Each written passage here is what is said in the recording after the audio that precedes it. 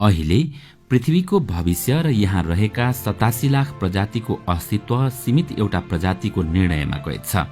मात्र 1 लाख वर्ष अघि अफ्रिकाको जंगलमा आफ्नो अस्तित्व रक्षाको लागि संघर्षरत उक्त मानव र आजको आधुनिक मानवमा निकै परिवर्तन आइरहेको छ। त्यतिबेला हिंस्रक जनावरहरूका अगाडि निरीह मानव अहिले आफ्नो बुद्धिको बलले पृथ्वीमा साम्राज्य खडा गरिरहेको छ। दर्शकवृन्द, आउनुहोस् आजको यस विशेष श्रृंखलामा हामी लाखौं वर्ष पहिले मानव अस्तित्व र विकास कसरी भयो भन्ने विषयमा चर्चा गर्नेछौं। वैज्ञानिक चार्ल्स डार्विनका अनुसार सामुद्रिक जीवहरू देखा परेपछि नै जमिनमा बस्ने जीवजन्तु लगायत अन्य वनस्पतिहरूको उत्पत्ति भएको हो। आजभन्दा 3.7 अर्ब वर्ष पहिले पृथ्वीमा जीवको उत्पत्ति भएको थियो। सुरुमा एककोषीय ब्याक्टेरिया जस्ता जीवात्माबाट नै जीवहरूको विकास क्रम भएको हो। 54 करोड़ वर्ष पहिले पृथ्वीमा जलचर उत्पत्ति भए। त्यसपछि 31 करोड़ वर्ष जति सरीसृप अर्थात घस्रने प्राणीको विकास भए। वैज्ञानिकहरूका अनुसार पछिल्ला 25.5 करोड़ वर्षमा मात्र स्तनधारी प्राणीको विकास भएको हो।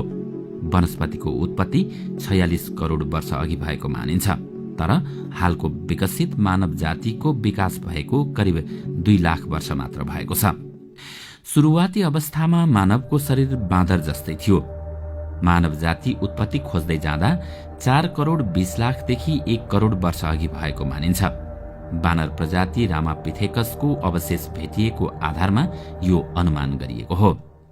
केन्यामा भेटिएको पछिल्लो एक अवशेष भने 1 करोड़ 40 लाख वर्ष पुरानो मानिएको छ। नेपालको पाल्पा स्थित दोभान शिवालिंग पर्वतको फेदीमा सन् 1932 मा पाइएको रामापिथेकसको माथिल्लो बंगाराको रेडियो कार्बन डेटिङ परीक्षण गर्दा उक्त जीवाश्म 1 करोड़ 22 लाख वर्ष पुरानो मानव जातिको भएको पत्ता लागेको थियो। यसरी नै चीन, ग्रीस, टर्की, हंगेरी र पाकिस्तानमा पाइएका अवशेषका आधारमा पनि मानव जातिको उत्पत्ति 80 देखि 85 लाख वर्ष पुरानो हुन् भन्ने अनुमान गरिएको छ। आज हामीले आदिम मानवको बारेमा जति पनि जानकारी हासिल गरेका छौं ती सबै तिनको जीवाश्म अर्थात फोसिल्स, ढुङ्गाका औजारहरू अनि गुफा र पत्थरहरूमा कोरिएका चित्रहरूको अध्ययन तथा खोजबाट प्राप्त भएका हुन्। जब खोजकर्ताहरूले त्यस्ता अवशेष तथा चित्रहरू फेला पारे तब त्यति बेला धेरै जसो खोजकर्ताहरू पनि दुविधामा थिए। यी अवशेष तथा चित्रहरू प्रारम्भिक मानवका हुन् अथवा तिनका विकसित पिँढीका हुन्, किनकि आदिम मानवहरू चित्र तथा औजार बनाउन सक्छन् भन्ने विषयमा वैज्ञानिकहरूमा शंका थियो। पछि गहिरो अध्ययनपछि के पत्ता लाग्यो भने केही ढुङ्गाका औजार तथा चित्रकला बनाउन आदिम मानवहरू पनि सक्षम थिए। मानवको विकास क्रमिक रूपमा भएको पुष्टि हामीलाई मानिसका ती प्रजातिको जीवाश्मबाट थाहा हुन्छ जुन प्रजातिहरू आज लुप्त भइसकेका छन्। खोजीका क्रममा प्राप्त भएका तीनै जीवाश्मको अध्ययन गर्दा तिनमा पाइएको केही खास विशेषता तथा शारीरिक बनोटको आधारमा मानिसहरूलाई अलग अलग प्रजातिमा राखिएको छ। जीवाश्म कुन समयको हो भन्ने कुरा पत्ता लगाउन रेडियो कार्बन डेटिङको सहायता लिइन्छ। यस पद्धतिमा प्रत्यक्ष रासायनिक विश्लेषणद्वारा ती पत्रहरूको अध्ययन गरिन्छ जहाँ यी अवशेषहरू च्यापिएका हुन्छन्। जब एक पटक जीवाश्मको समय पत्ता लाग्छ तब मानव विकासको क्रम निर्धारण गर्न सहज हुन्छ।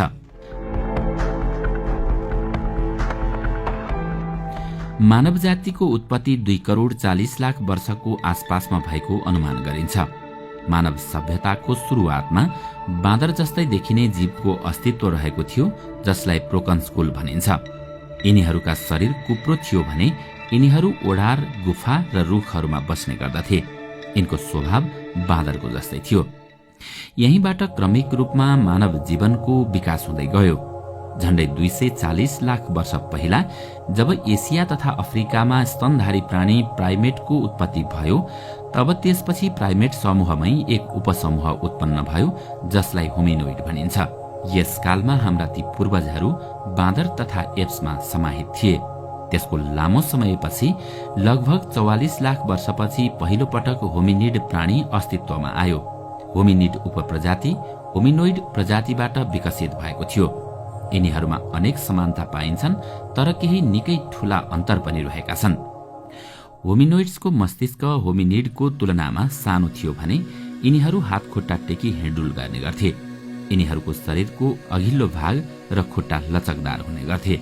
यसको विपरीत होमिनिड केवल 2 खुट्टाको मद्दतमा हिँडडुल गर्न सक्दथे भने यिनीहरूको हात विशेष किसिमका थिए, जसको सहायताले यिनीहरू औजार बनाउने र त्यसको प्रयोग गर्ने गर्थे।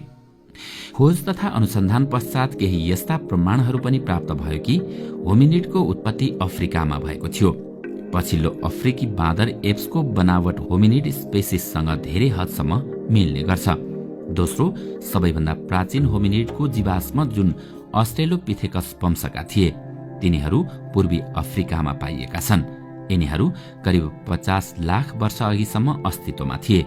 यसका साथै अफ्रिका भन्दा बाहिर पाइएको जीवाश्म 18 लाख वर्ष भन्दा पुराना कुनै पनि जीवाश्म भेटिएका छैनन्।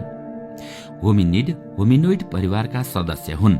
होमिनिड समूहका विभिन्न विशेषताहरू थिए, जस्तै मस्तिष्कको ठूलो आकार, खुट्टाको भरमा सिधै उभिन सक्ने क्षमता, 2 खुट्टाको भरमा हिँडडुल गर्न सक्ने हातको विशेष क्षमता, जसको मद्दतले उनीहरू विभिन्न औजार बनाएर प्रयोग गर्न सक्दथे। होमिनिडको परिवारलाई विभिन्न शाखाहरूमा विभाजन गरिएको छ। यी शाखाहरूलाई जिनस भनिन्छ। यी शाखाहरूमा अस्ट्रेलोपिथेकस र होमोलाई निकै महत्व दिइएको छ। यी शाखाहरूमा अझ अन्य प्रजातिहरू पनि रहेका छन्। अस्ट्रेलोपिथेकस र होमो बीच केही ठूलो फरक मस्तिष्कको आकार, बङ्गारा र दाँतको आकारमा पाइन्छ। अस्ट्रेलोपिथेकसको मस्तिष्कको आकार होमोको तुलनामा सानो हुन्छ भने बङ्गारा अधिक गह्रौं हुन्छ र दाँतहरू पनि निकै ठूला हुन्छन्। यी प्रजातिहरूलाई वैज्ञानिकहरूले जुन नाम दिएका छन् ती सबै ल्याटिन तथा युनानी भाषामा राखिएका छन्।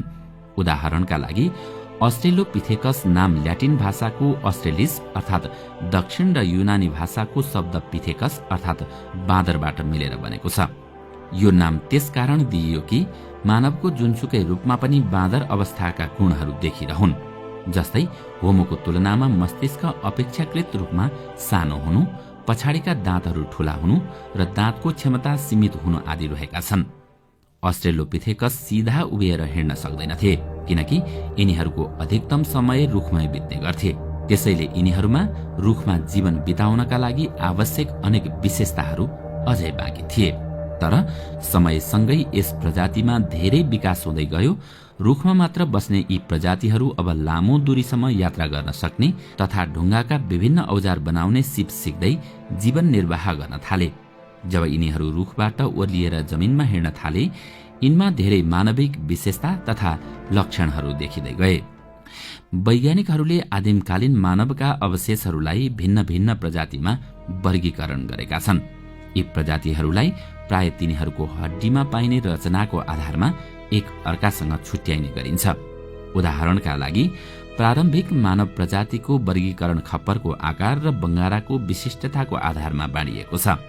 यिनमा पाइएका यस्ता विशेषताहरू पोजिटिभ फिडब्याक मेकानिजम अर्थात् वाञ्छित परिणाम प्राप्त भएपछि मात्रै विकसित भएको हुनुपर्छ। उदाहरणका लागि 2 खुट्टामा उभिएर हिँड्ने क्षमता विकसित भएसँगै हातहरूको काम बच्चा तथा अन्य केही चीज वस्तु बोकेर लैजानका लागि प्रयोग गर्न थाले। यसरी हात र खुट्टाको अलग अलग कामको कारण यिनीहरूमा कार्यक्षमता वृद्धि हुँदै गयो। अब विभिन्न काम गर्नका लागि हातहरूलाई स्वतन्त्रता त मिल्यो नै, यसका साथै 4 हात खुट्टाले हिँड्नुपर्ने ऊर्जा खपत पनि बचत हुन पुग्यो। लेतोली तान्जेनियामा भेटिएको होमिनिड प्रजातिको पदचिह्नका जीवाश्म र हादर इथियोपियामा भेटिएका हड्डीहरूको जीवाश्मबाट यो थाहा हुन्छ कि तत्कालीन मानव 2 खुट्टाले हिँडडुल गर्थे। लगभग 25 लाख वर्ष पहिले हिमयुगको प्रारम्भमा जब पृथ्वीका ठूल्ठूला भाग हिउँले ढाकिए, तब जलवायु र वनस्पतिहरूमा धेरै परिवर्तन आयो। तापमान र वर्षात कम भएका कारण जंगल घट्दै गयो र घाँसे मैदानको क्षेत्रफल बढ्दै गयो, जसको परिणाम स्वरूप अस्ट्रेलोपिथेकसको प्रारम्भिक रूप जो जंगलमा बसोबास गर्दथे, अब तिनीहरू बिस्तारै बिस्तारै लुप्त हुन पुगे र तिनीहरूको स्थानमा अर्का प्रजातिको उदय भयो जो सुक्खा समयमा पनि सहजै जीवन निर्वाह गर्न सक्दथ्यो। यसमा जिनस होमोको सबैभन्दा पुरानो प्रतिनिधि सामेल थिए। होमो ल्याटिन भाषाको एक शब्द हो जसको अर्थ मानव भन्ने हुन्छ। यद्यपि यसमा स्त्री तथा पुरुष दुवै सामेल छन्। वैज्ञानिकहरूले होमोलाई कैयौं प्रजातिमा बाँडेका छन् र यी प्रजातिहरूलाई यिनीहरूको विशेषताका आधारमा भिन्न भिन्न नाम दिइएको छ। यस प्रकार जीवाश्मको आधारमा यिनका परिवारलाई होमो हेबिलिस अर्थात औजार बनाउनेवाला, होमो इरेक्टस अर्थात दुई खुट्टाले उभिनेवाला र होमो सेपियन्स यानि कि बुद्धिमान मनुष्यको रूपमा वर्गीकृत गरिएको छ। केही जीवाश्मको नामाकरण ती स्थानको आधारमा गरिएको छ जहाँ ती विशेष प्रकारको जीवाश्म सर्वप्रथम भेटिएका थिए। जस्तै जर्मनीको शहर हाइडेलबर्गमा पाइएका जीवाश्मलाई होमो हाइडेलबर्जेनेन्सिस भनियो भने निएन्डर उपत्यकामा पाइएका जीवाश्मलाई होमो निएन्डरथेलिसेन्सको सूचीमा राखियो। यी दुवै होमो सेपियन्स प्रजातिका हुन्। हाइडेलबर्जेनेन्सिस मानव लगभग 8 लाख वर्ष पहिलेसम्म टाढा टाढा फैलिएका थिए। उनीहरूको जीवाश्म अफ्रिका, एसिया र युरोपमा पाइएका छन्। निएन्डरथल मानव 1,20,000 वर्षदेखि 35,000 वर्ष पहिलेसम्म युरोप, पश्चिमी र मध्य एसियामा बसोबास गर्दथे। उनीहरू पश्चिमी युरोपमा लगभग 35,000 वर्ष पहिले अचानक विलुप्त हुन पुगे। सामान्यतया अस्ट्रेलोपिथेकसको तुलनामा होमोको मस्तिष्क ठूलो हुन्थ्यो, बङ्गारा बाहिरतर्फ कम निस्किएको हुन्थ्यो र दाँत सानो हुन्थ्यो। तिनीहरूको मस्तिष्क वृद्धिलाई अधिक बुद्धिमत्ता तथा सम्झन सक्ने क्षमता बढी भएको मानिन्छ। बङ्गारा तथा दाँतमा भएको परिवर्तन तिनीहरूको खानपानमा आएको परिवर्तनलाई दिइन्छ। लेखन कार्यको सुरुवात नभएको काललाई प्राग ऐतिहासिक युग भन्ने गरिन्छ। यस युगमा ढुङ्गाका औजार, गुफा, ओडारमा बनाइएका चित्रहरू भेटिन्छन्। वर्तमान युगमा भेटिएका मानवहरू होमो सेपियन्सका वंशज हुन्। यिनीहरू 20 लाखदेखि 25 लाख वर्ष अघि मात्र देखा परेका हुन्। ढुङ्गे युग मानव सभ्यताको विकासको चरण हो। यसलाई प्रारम्भिक ढुङ्गे युगावस्था, मध्यम युगावस्था र अन्तिम ढुङ्गावस्थामा विभाजन गरिएको छ। प्रारम्भिक ढुङ्गे अवस्थामा मानवको प्राचीन रूप थियो। त्यति बेलाका मानिसहरू खेतीपाती गर्दैनथे, बरु तिनीहरू शिकार गरेर जीविका निर्वाह गर्थे। रुखका बोक्रा लगाउँथे। गुफा, ओडार, जंगलमा बास बस्ने यिनीहरूको स्वभाव थियो। मध्य ढुङ्गे युग अवस्थामा आइपुग्दा यो समयमा मानवले केही मात्रामा खेतीपाती गर्ने, खानेकुराको संग्रह गर्ने, पशुपालन गर्ने गर्दथे। मध्यम ढुङ्गे युगको अझ पछिल्लो क्रममा त मानिसहरूले हाते बन्चरो, कोदालो जस्ता औजार प्रयोग गर्न समेत जानिसकेका थिए। साथै आगो पार्ने र पकाएर खाने विधि पनि यसै समयमा अपनाएका थिए। अझ केही समयान्तरमा मानिसहरूले काट्ने, तास्ने औजारको प्रयोग गर्ने गर्थे। भाला, बल्छी, तीर आदि बिस्तारै बिस्तारै त्यतिखेरै प्रयोगमा आएका थिए। मध्यम ढुङ्गे युगको अन्त र अन्तिम ढुङ्गे युगको सुरुवातका मानिसहरूले जनावरका हाडखोर र सिङबाट धारिला हतियार बनाउन सिके। ढुङ्गा खोपेर चित्र बनाउने, मूर्ति बनाउने कार्यको सुरुवात पनि भए। समुद्रको किनारमा बसेर गीत गाउने, आनन्द लिने प्रक्रिया त्यतिखेर नै विकसित भएको थियो। मानव सभ्यताको विकास क्रममा अन्तिम ढुङ्गे युग सकिँदा सिन्धु घाटी सभ्यता, मेसोपोटामियाको सभ्यता, रोमन र ग्रीक सभ्यता सुरुवात भइसकेको थियो। मन्दिर, पिरामिड बनाउने क्रम त्यसै बेला सुरु भएको थियो। वास्तुकला कामको प्रारम्भ त्यतिखेरै गरिएको थियो। पिरामिडहरू 5000 वर्ष पहिले बनेका थिए। यसमा राखिएका एउटा ढुङ्गाको तौल 500 केजी रहेको छ। ढुङ्गे युगको समाप्तिसँगै मानिसले नवपाषाण युगमा प्रवेश गर्दा कृषि कर्ममा प्रयोग गरिने खन्ने, काट्ने लगायतका औजारको विकास गर्दै गए। यस अवधिलाई अंग्रेजीमा नियोलिथिक एजबाट चिनिन्छ। इजिप्टमा गहुँ, जौको खेती सुरु गरियो। यससँगै यस खेतीको विस्तार चारैतिर फैलियो। झुपडी बनाउने, बस्ने, पकाएर खाने प्रचलन बढ्दै गएको पाइन्छ। त्यसरी नै यस युगमा हस्तकलाद्वारा निर्मित माटाका भाँडाकुँडाको विकास युरोपबाट भएको मानिन्छ। मानिसहरूले दूध र मासुका लागि जंगली जनावर पाल्ने, घरपालुवा बनाउने काम यसै समयमा सुरु गरे। अब जंगली जनावर दूध र मासुका लागि मात्र नभएर मानिसहरूले विभिन्न प्रयोजनमा जनावरहरू पाल्न थाले। गाई, भैँसी, घोडा, कुकुर, बिराला, बाख्रा आदि विभिन्न उद्देश्यका लागि पालिन्थ्यो। सभ्यताको विकास हुँदै जाने सिलसिलामा मानवको बस्ती नदीका छेउछेउमा हुँदै गयो।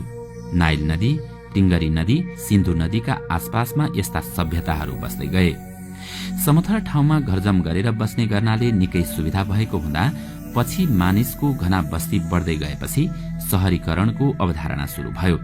नाइल र सिन्धु उपत्यकाको सभ्यता 5500 देखि 3000 ईसा पूर्वमा भएको अनुमान गरिन्छ। मेक्सिको र पेरुमा केही पछि मात्र सभ्यताको विकास भएको थियो भने इजिप्ट, बेबिलोन, सिरिया र पर्सिया कला क्षेत्रमा निकै अगाडि सभ्यताको विकास हुन पुग्यो। यसरी मानव विकासको क्रम बढ्दै जाँदा अहिले मानिस आधुनिक युगमा प्रवेश गरिसकेको छ। अहिले मानिस पृथ्वीमा मात्र सीमित रहेको छैन, उसले सौर्यमण्डलका अन्य ग्रहहरूमा समेत पहुँच राखिसकेको छ। दर्शकवृन्द, यसको दोस्रो भागमा हामी हिब्रू विश्वविद्यालय अन्तर्गत इतिहासका प्राध्यापक अक्सफोर्ड ग्रेजुएट युवल नोआ हरारीले लेखेको सेपियन्स पुस्तकमा रहेर मानव इतिहास र भविष्यको बारेमा चर्चा गर्नेछौं। आजको श्रृंखला तपाईलाई कस्तो लाग्यो हामीलाई कमेन्टमा अवश्य बताउनुहोला। साथै आजको श्रृंखला तपाईलाई राम्रो लाग्यो भने लाइक तथा शेयर गरी हाम्रो च्यानललाई सब्स्क्राइब गर्न नभुल्नुहोला र साथमा रहेको बेल आइकन पनि थिच्नुहोस् ताकि हामीले अपलोड गर्ने नयाँ भिडियोको जानकारी सबैभन्दा पहिला तपाईलाई प्राप्त होस्। आजका लागि यति नै। अर्को भिडियोमा अझै रोचक तथ्यहरू लिएर आउने नै छौं। तबसम्मको लागि बिदा दिनुहोस्। नमस्कार।